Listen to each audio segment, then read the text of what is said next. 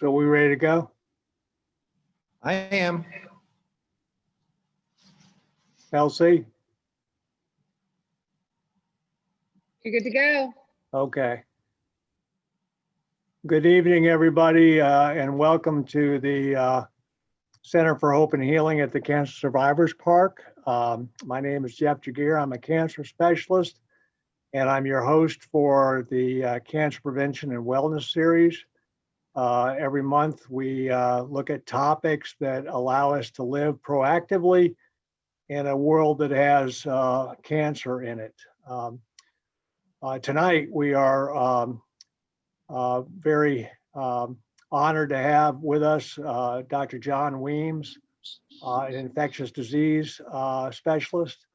John, when I think he agreed to give this talk, had no idea how his year was going to play out. And obviously it's played out, like for the rest of us, a little differently than we had planned with the pandemic. And John, to his credit, has been on the front lines. What Dr. Weems is going to talk about tonight and discuss with us tonight is those infectious agents like viruses that have a proven association with cancer, and some of the real progress that's been made in mitigating, even preventing this association. Obviously, as John describes it, the real elephant in the room is COVID. We got an infectious disease specialist on the phone. He doesn't have all the answers, but we are certain that you're going to have some questions, and we will leave time at the end just for some purposes of how this is going to go. You all will be muted, but there's a chat option where you can put your questions, and we will save those for the end of the talk. And John, I think you're ready to go. Great. Thank you, Jeff. It's just really great to be here. I'm honored to have the opportunity to do this. It's great to be with old friends. I've known Dr. Jagir for probably 30 years, where we've practiced together. I've also known Kay Roper here at the center for many years. Known Larry Gluck and know how much he's been involved in the development of this whole beautiful park and this beautiful building that. Much more his wife. That's right. Diane, certainly is Diane. Right.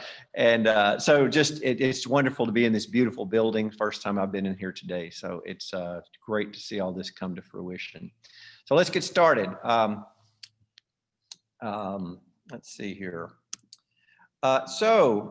Cancer and infection, not immediately an obvious relationship there, but it's a significant one. In 2018, an estimated 2.2 million infection-attributable cancer cases occurred worldwide.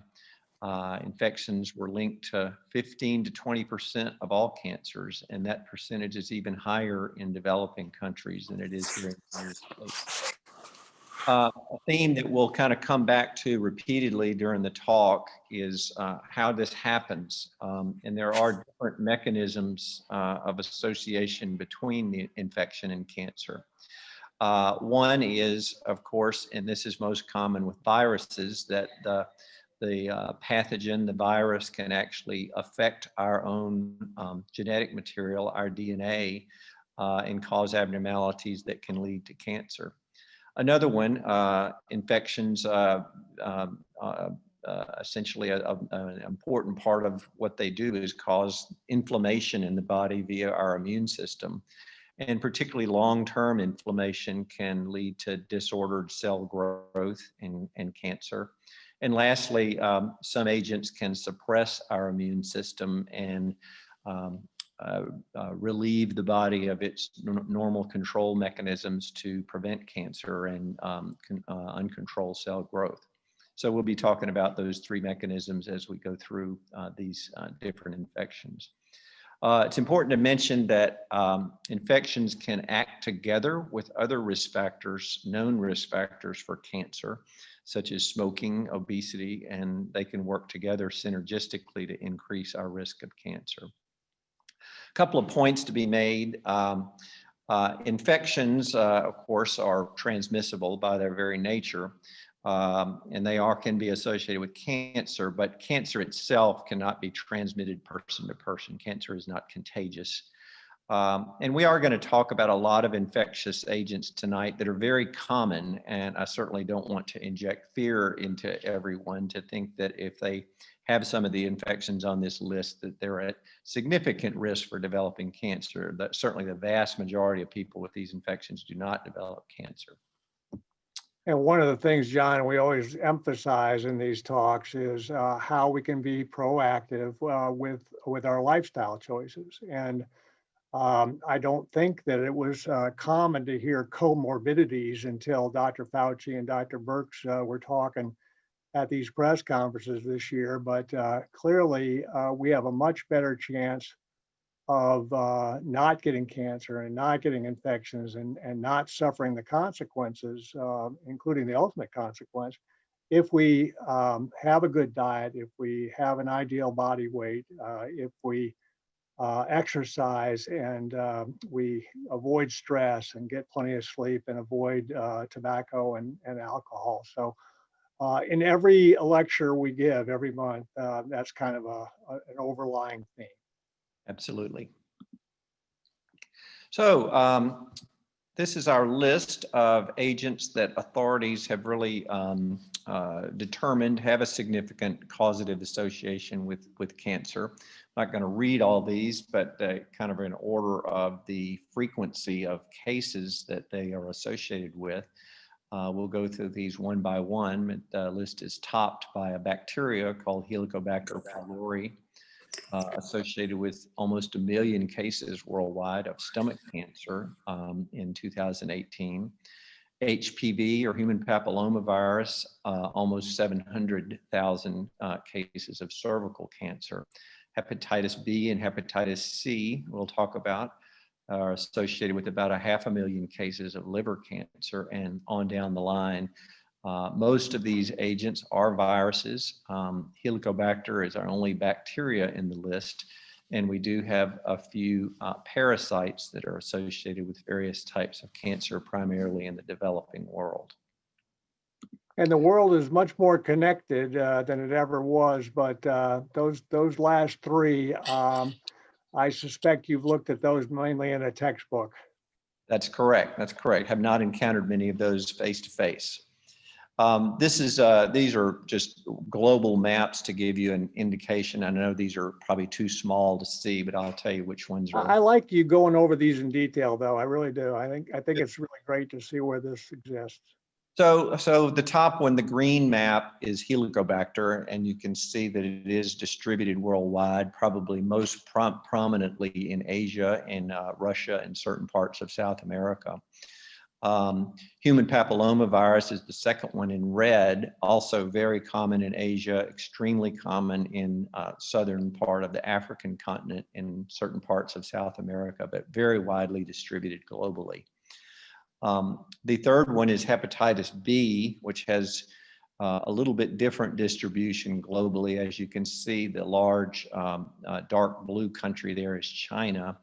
Hepatitis B has for many, many years been extremely common and endemic in China, and relates to that country's higher risk of liver cancer, which we'll talk about in a moment. The last one is hepatitis C. When Dr. Jaguar and I were in training, this virus was not even known. It's been discovered since then, which a lot of things have been discovered since then, since that's a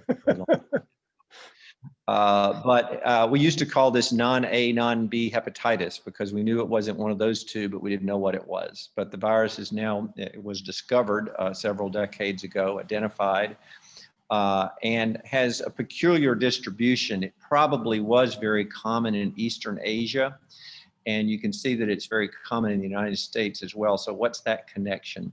The theory is that the virus was probably emergent in Japan in the 30s and 40s. One theory is that during World War II, as you know, that certain of the Japanese air pilots were kamikaze pilots, and unfortunately, they were probably doing intravenous amphetamines and probably became infected with hepatitis C, leading to spread of the virus in Southeast Asia at the time that many Americans were involved in the Vietnam conflict.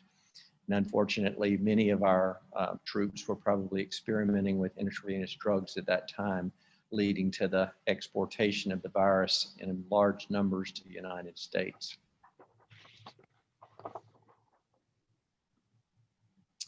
So on to our next pathogen, human papillomavirus, HPV.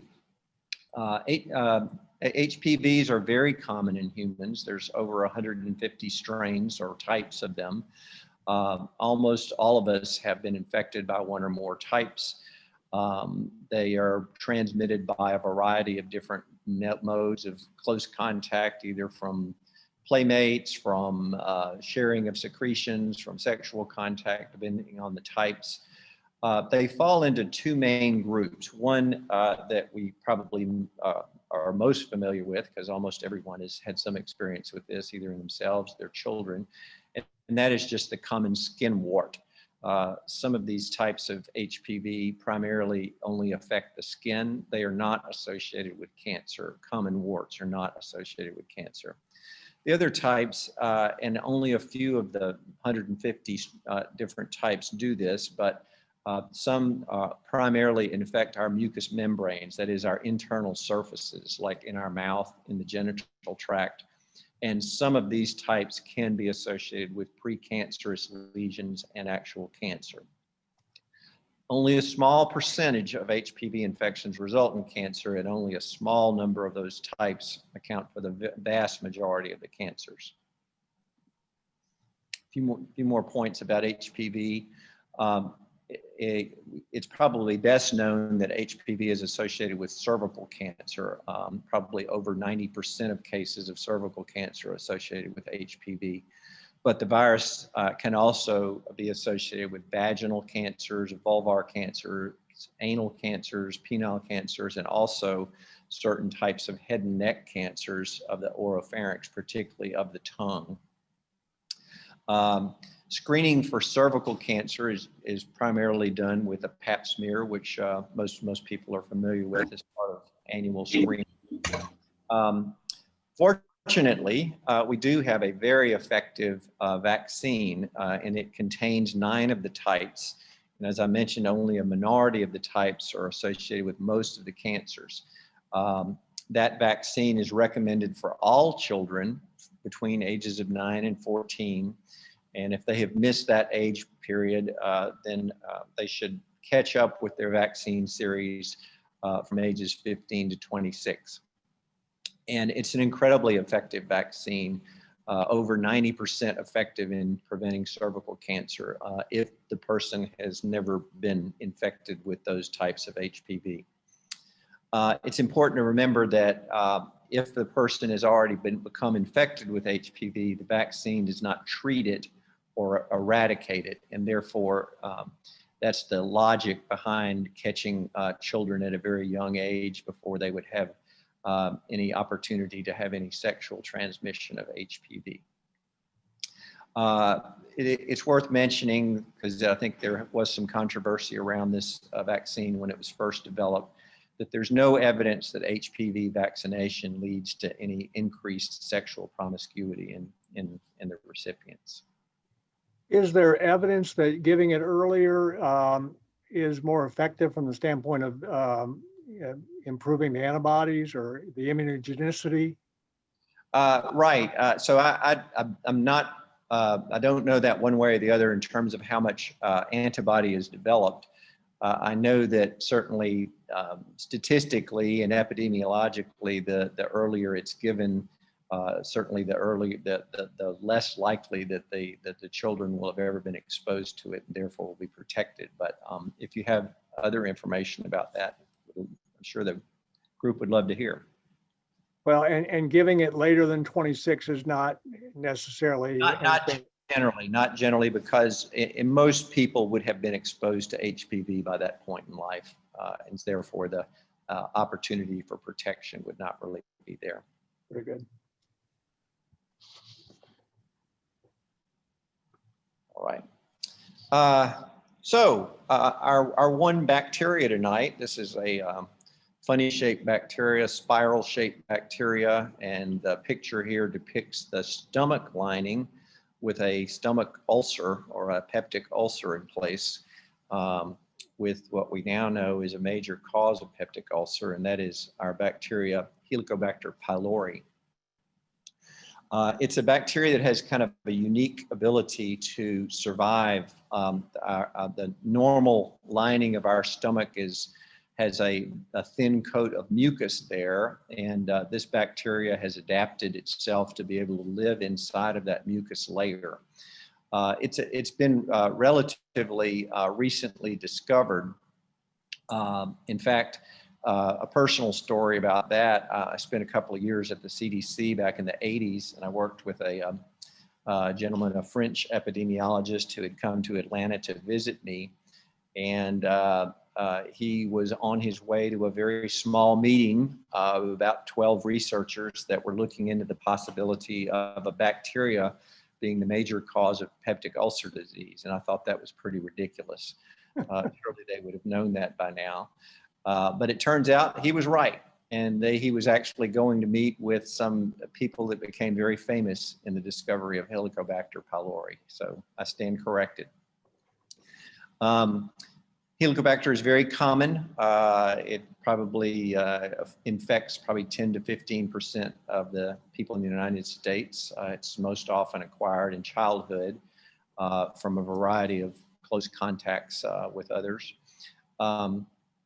There's a higher prevalence in people with a lower socioeconomic status and in developing countries. Its major disease is stomach ulcers, that is, or inflammation of the stomach, which we refer to as gastritis. But in a minority of those cases, it can be related to the development of cancer of the stomach. And actually, as we mentioned at the beginning, it is the most common infection-related cancer globally. Fortunately, again, another piece of good news, that H. pylori can be very effectively eradicated by a combination of antibiotics. And there is evidence that getting rid of the bacteria does lead to a reduction in gastric cancer incidence. So this was one of those that was associated with low-grade lymphoma.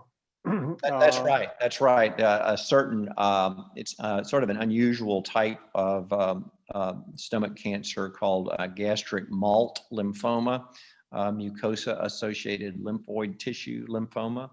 And Jeff, I'm going to defer to you as an oncologist. I think that cancer has a very good prognosis, and in fact, sometimes can regress with treatment of the infection. Is that correct?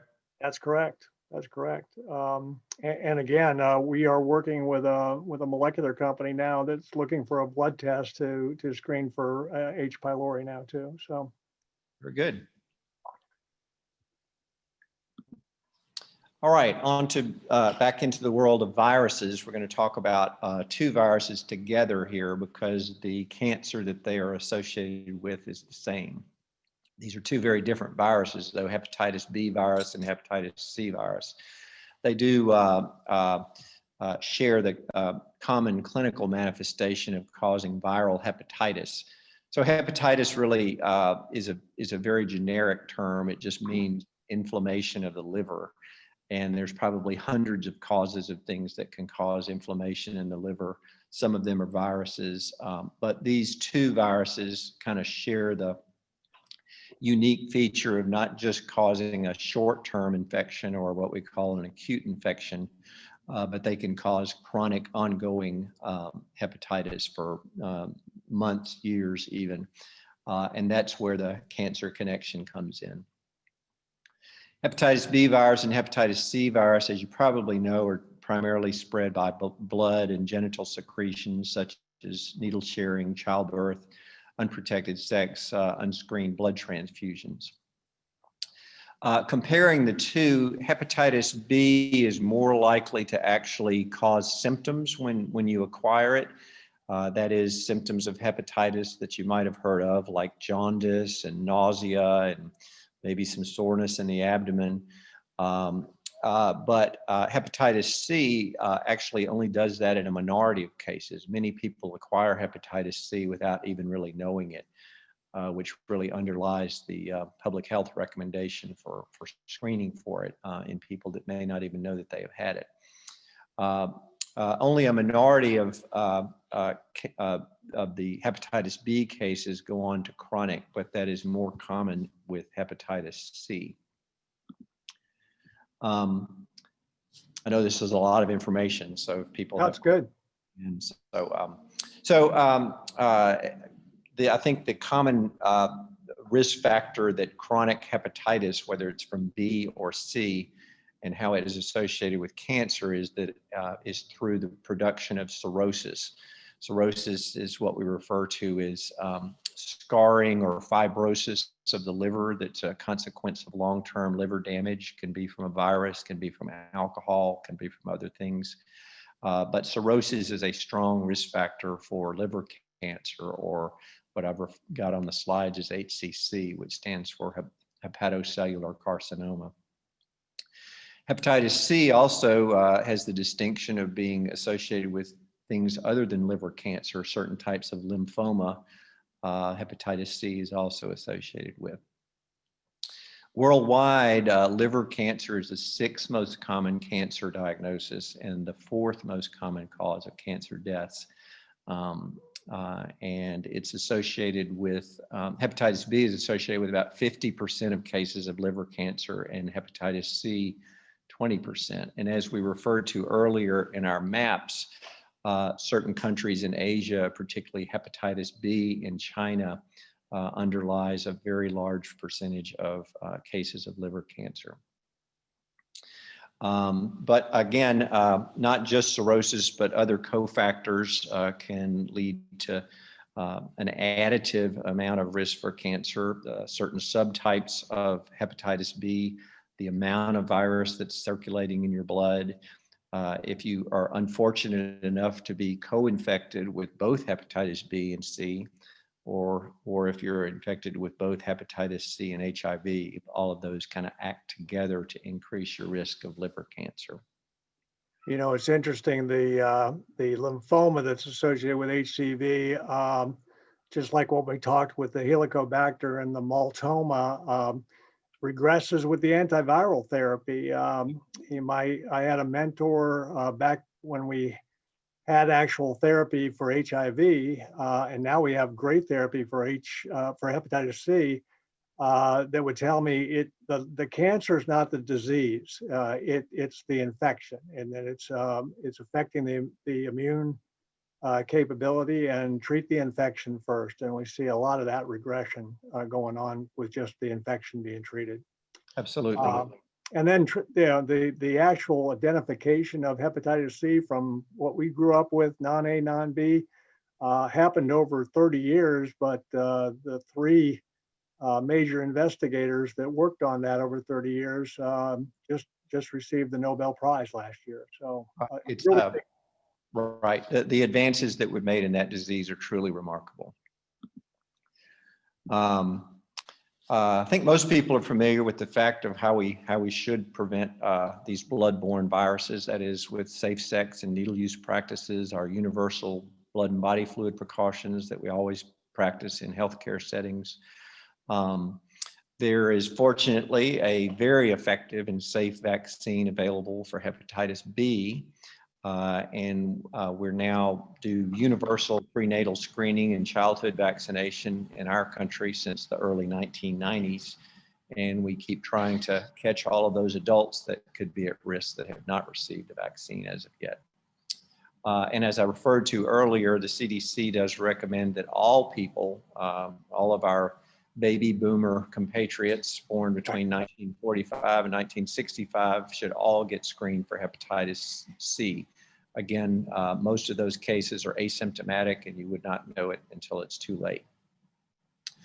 As Jeff just referred to, we've gotten essentially miraculously effective drugs for hepatitis C now. They're very well tolerated.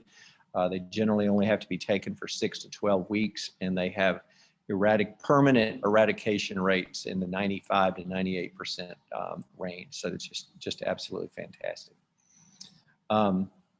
It's important to remember that even if we eradicate hepatitis C or suppress it or suppress hepatitis B with treatment, that does not completely eliminate the risk of liver cancer, particularly if cirrhosis is already present in the patient. Patients with cirrhosis and chronic hepatitis really should be screened for liver cancer. Two main ways of doing that are either an ultrasound of the liver, which might pick up a mass that could be the liver cancer, or a blood test detecting a substance called alpha fetoprotein, which could be elevated in cases of liver cancer. John, you're generating a lot of questions in chat, so we will have time, but keep those coming. We enjoy making this interactive. Very good. I'll get a quick sip here. All right. Epstein-Barr virus is our next player here. Again, a very common infection, which most of us know as mono or mononucleosis, or the teenage and young adult kissing disease. Again, if we went and tested people for evidence that they'd ever been exposed, a very significant percentage of us would show up positive, whether we knew that we had mono or not. So again, it's a very common thing, but its association with cancer is a complex one. EBV has a very interesting interaction with our immune system. EBV is a member of the human herpes virus family. Most people think of the word herpes as associated with herpes simplex or genital herpes, but there are actually 8 viruses in that family, some of which we'll talk about tonight.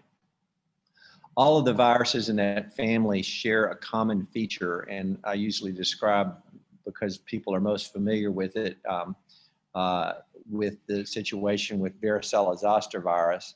We get chickenpox as a child. The virus goes to a certain type of cell in our body, a nerve cell, and at later times the virus can reactivate and cause shingles or herpes zoster. So all of the viruses in this family go to a certain type of cell in our body after you initially are infected, and it sits there it sits there for the rest of our life. And for Epstein-Barr virus, that type of cell that the virus lives in is the B lymphocyte. And the virus sets up shop in those type cells and stays there the rest of our life. Under certain conditions, if the immune system is weakened by either treatment or a secondary infection, that's when significant immune deficiency occurs, and for very complex reasons, the cell regulation can be lost and uncontrolled growth or malignancy can result. There are a number of associated cancers with Epstein-Barr virus. They include probably most prominently a type of lymphoma called Burkitt's lymphoma. Both Hodgkin's disease or Hodgkin's lymphoma, as well as non-Hodgkin's disease. Some unusual cancers, particularly if the person is also infected with HIV. One of them is a primary lymphoma of the brain, and another one is a type of lymphoma that primarily affects only the surfaces of particularly our abdominal cavity, and instead of showing up as actual masses, it shows up as kind of a liquid collection, so-called primary effusion lymphoma. It's also associated with a certain type of cancer of the nasopharynx, nasopharyngeal carcinoma, and other types of lymphomas. So it's clearly very intimately involved with our immune system and its regulation, and a very complex relationship.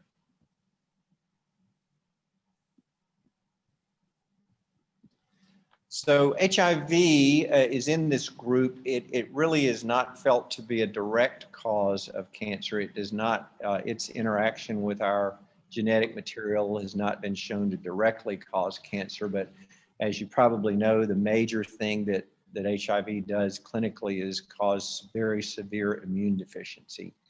And as we've already referred to, when the body loses its immune protection, uncontrolled cell growth can be the result.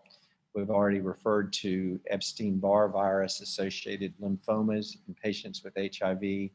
We're going to talk in just a minute about another virus in the herpes virus family that again has been relatively recently discovered as the cause of Kaposi's sarcoma, which was a type of cancer that was associated with HIV, and oftentimes very early in the HIV epidemic was how patients with AIDS were identified.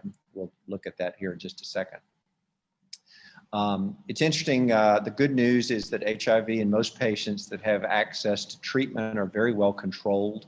They are moving toward having an almost equal life expectancy to non-HIV infected patients. And the cancers that they have are really becoming less frequently these bizarre type of cancers and more the type that the general population is at risk for. Just a brief mention of another virus in the same family as HIV called HTLV1 is also associated with a rare form of leukemia, a T-cell leukemia.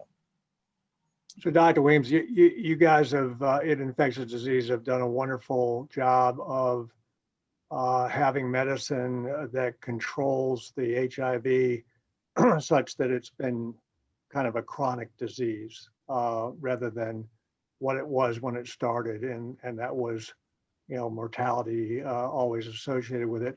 Are you feeling that there's less prevalence of it now that we know what, you know, the etiology is, pathogenesis is, and that's getting out through the community? Well, I think that your reference earlier to our behavior in relationship to health, I think we do have very effective therapies. We are now also offering to patients who are at risk of acquiring HIV infection preventive therapy with some of the antiretroviral medications, so-called PrEP or pre-exposure prophylaxis. And I think that is leading to a lower risk of acquisition of the disease, but obviously smart behavior in our practices that could lead to HIV infection is a big part of it, as well as the medications. Right. Okay. So just a couple of things on the human herpes virus 8, the Kaposi's sarcoma virus. It was very recently discovered, 1994. It also is a member of the herpes virus family. The cell that it tends to stay in, as all the other viruses in that family do, is the lining cells of our blood vessels. And we'll see a picture here in a minute of Kaposi's sarcoma.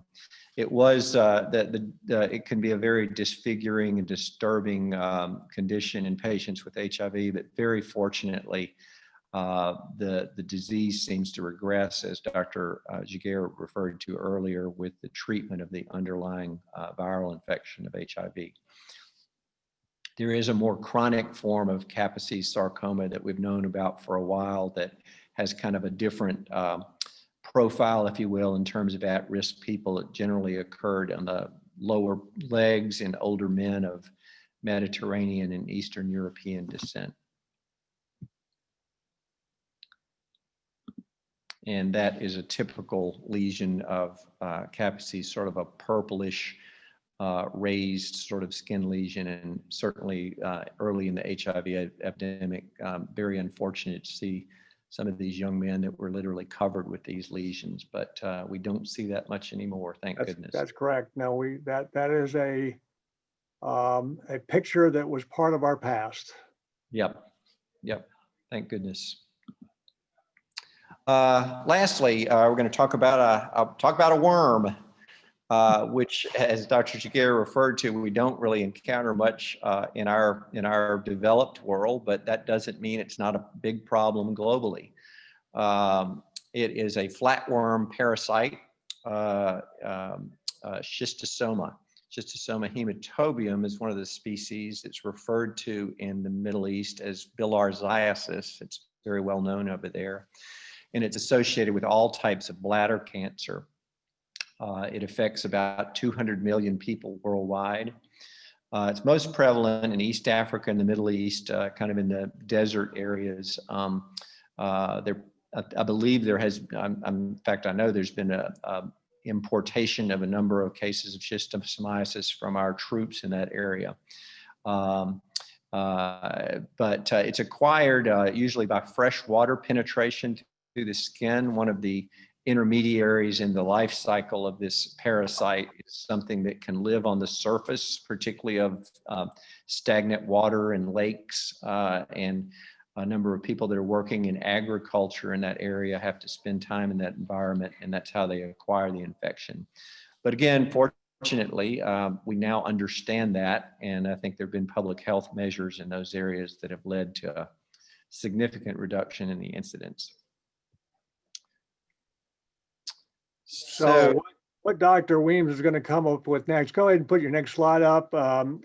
This, for everybody that is listening or watching, this is the money slide, and this is what you can do and what your family can do. If you need to tell your family to listen to this lecture, it will be available on the Cancer Survivors Park website. So that's Cancer Survivors Park, all one word, .org. This is the take-home message. I don't mean to steal your thunder, John, but I just want to make sure that people are tuned in. No, this is the good news. And as I was saying to you earlier, we need some good news. We really need some good news. And so I think in this regard, we've made some fantastic progress. I think the future looks very optimistic for a reduction and hopefully eradication of infection-associated cancers. We referred to the fact that we've got very effective vaccines for two of our big players, human papillomavirus and hepatitis B. Hopefully with continued universal vaccination for those two things, the cancers associated with those two pathogens will disappear. We have highly effective antiviral treatment for HIV. And, I think the only impediment to that is getting it to the people that need it. I think we're more fortunate in our country than in other countries in that regard, but I know that there are a lot of efforts globally toward that. We've talked about the excellent drugs that we've got for hepatitis C. So again, hopefully taking those out of the picture. Dr. Jaguar has referred to diagnostic tests for H. pylori and very good antibiotic therapy for that. So that being the number one cancer-associated infection, hopefully that will have huge impacts.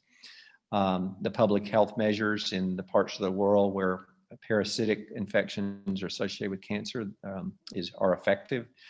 And I really think that I think the theme here is that immunology and infectious disease and cancer and oncology are getting closer and closer together. The more we understand our very complex immune system, I think you're going to see much more targeted treatments, targeting specific immune mechanisms that are involved in infection, morbidity, and mortality, as well as cancer. I know that Dr. Jaguar's life has changed markedly in the last few years, moving away from traditional chemotherapy to very specifically targeted immunotherapy. So I think that's going to continue to be the trend, and all this is good news.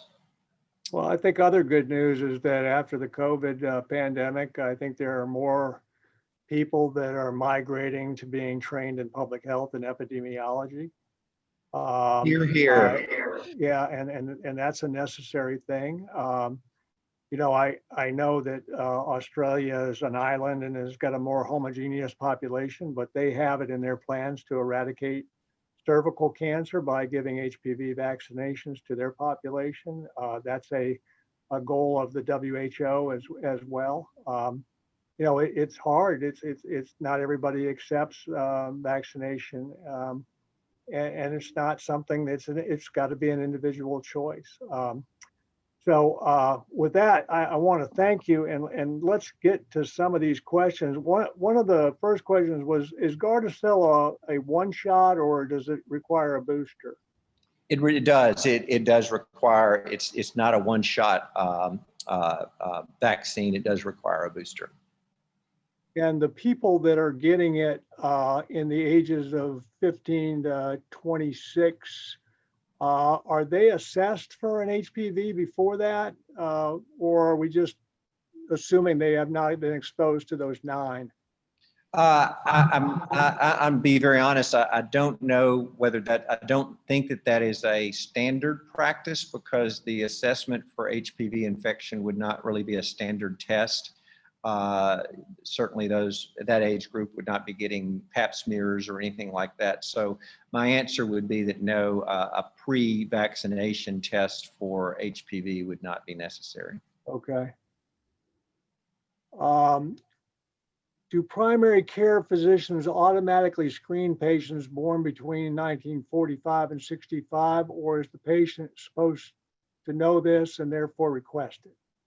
Well, I think that both of those things can occur. I think now with the with the advent of electronic medical records, we all have some ups and downs with those. But one of the ups is that the ability for automatic reminders to primary care physicians, and I know that certainly in the system that I work in, there are reminders that pop up automatically that indicate that the patient is a candidate for a certain vaccine. So hopefully that will help physicians remember that. Right. But if you as the patient want to help reminding your physician, there's no problem with that. No, I think you ought to be your best advocate, but the electronic medical records do pop things up. They're called best practice advisories. And so we can't get out of the chart until we speak to those. This might be one more for me than you, John. Renal cancers, colon cancers, any viral association, and not that I'm aware of. Yeah, I think you were referring to earlier that I think that with each passing year, we do discover more etiologic agents or causative agents for various kinds of cancers. And I wouldn't be surprised if some infectious agents are associated with other cancers that we don't know about now. Yeah, more in the future to find out there. Any idea the percent of EBV positive patients that get a lymphoma diagnosis? Got to be awfully small. I'm just going to say very small because I'm just putting the denominator would be very large, because if you took, I would say the prevalence of evidence of previous EBV infection in the general population is probably somewhere in the order of 30 or 40%. So that's a lot of people. And when you take the number of EBV associated cancers over that denominator, that's a pretty small percentage.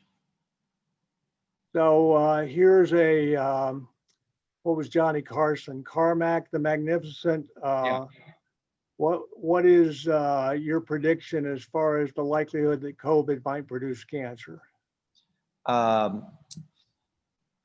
think that we have enough to worry about what COVID does than to think about that. I don't actually. It's probably worth mentioning the virus, the COVID-19 virus, or SARS-CoV-2, which is actually the name of the virus. COVID-19 is the name of the disease. SARS-CoV-2 is a member of a viral family that's been around for long ago. Coronaviruses. Coronaviruses were a very, very common cause of the common cold, and they've been there for as long as they've been studied. And this one happens to have some unique abilities, but I don't think there's been any association with any previous coronaviruses with any type of cancer. So we do have some history, right? Yeah. We don't know how long the vaccine or the actual infection is going to produce immunity. What would be your prediction as far as this becoming a flu shot once a year, or is this something that if COVID goes away, we don't need to be vaccinated constantly? Great question on everybody's mind, I'm sure. It's one of those things that when I'm asked a lot of things about the pandemic and about the virus, my answer oftentimes is the same. We can speed some things up, like we were able to speed the development of the virus, of the vaccines up quite a bit, amazingly so. But there's certain things that just depend on the turning of the clock, and unless somebody knows a way to turn the clock faster, I think we can't answer that question until time has passed. The data keeps coming out, and it keeps looking optimistic that for as long as the people that were involved in the initial clinical trials are being followed, they continue to have what is felt to be a protective level of antibody. But we're only out now, 14, 15, 16 months at the maximum. Right. So when we look at a vaccine, like we look, at least like I think a lot of us look like at the COVID vaccine as kind of a savior. If you foresee a post-COVID world, do you foresee a population that is perhaps going to be more inclined to look at a vaccine as when they do the risk benefit, that the benefit outweighs the risk? I sure hope so. I sure hope so, Jeff. I think that I have heard, let's just put it out there. I mean, we know that there is a significant percentage of our population who has concerns about vaccines. I realize that, but and there are a lot of reasons for that. But I hope one of the silver linings of an otherwise black cloud is that if this vaccine is as good as we hope it's going to be, that people will believe in it more, not just that vaccine, but in other vaccines. I want to inject here a little bit about the two major vaccines that we have, because I hear some comments about that sometime, that isn't this sort of some newfangled technology that we know nothing about, and isn't it rushed, and should we really be cautious about this because it has something to do with RNA, which is like our genes? And a couple of comments. Number one, the technology that's involved in these vaccines has actually been around for a long time. It was not unique to the COVID vaccines. And really, when you look at what we would call the cleanness of vaccines, that is, is it a very specific molecule that is only going to develop a very specific antibody? This one is one of the cleanest. It happens to use an RNA strand rather than a protein strand, but many of our other very well approved and safe vaccines are not that specific. And my suspicion is that this one is going to have a very good safety record. We have a schistosomiasis question. Oh, wow. Oh my God. Yeah, this is back to the textbook. I may have to go to Dr. Google. No clinical experience. So latent period between the exposure and the development of bladder cancer. I do not know, but I think that I'll say that the mechanism is chronic inflammation. It's not a direct interaction with the genes. So in most cases, and I'm making some assumptions here related to the other agents that cause cancer via chronic inflammation, that would have to be quite a long period of time. I'm thinking probably on the order of years. I would agree. Yeah, if not decades. Right. Any viruses that are associated with multiple myeloma?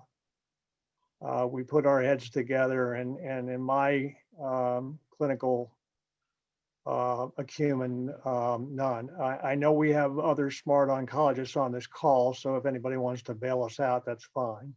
Yeah. But not that I'm aware of. You know, you wonder about Epstein-Barr virus. You know, it certainly is doing a lot of things with our B lymphocytes. That's true. If Yeah. I remember correctly, that is the lineage that's associated with myeloma. So there could be, but I don't know of any. So if our cancer is back, can we still get the COVID vaccine, or do we have to wait until treatment of the cancer is passed? Run that by me again. So this is a patient that has recurrence of her cancer diagnosis and is going through active therapy. And is this something that excludes her from a COVID vaccine? Does she have to wait until she's off therapy before she gets the vaccine? No, I don't know of any contraindication from the vaccine as far as any kind of ongoing cancer treatment. And we would agree with that the risk seems to outweigh the benefit. So I think we've gone through all of our questions, and we appreciate, John, you've generated more questions and interest than any of our previous speakers. And I think it's because you just really have a very, it's a fireside chat with you, and people feel very comfortable. And I think that's the way your patients have felt for these past 35 years as well, just comfortable. So Might have something to do with the subject matter of people wanting to talk about. yeah, no, but the artists on the stage as well. So I thank you for your participation. Listen, there's one of these happening again next month that I need to announce. And that'll be on February 11th. And again, what we've done here tonight will be recorded and it'll be available, as well as our previous cancer prevention and wellness talks on our website. So next month, how to prevent and reverse disease through healthy nutrition, choosing and preparing healthy foods. And bear with me, this is a little bit of a press release. So join family and lifestyle medicine physician Dr. Beth Motley and Greenville area restaurant owners Deb Bouts of Sun Belly Cafe and Wendy Lynham of Topsoil for a virtual discussion on how food choices can harm and help your risk for cancer.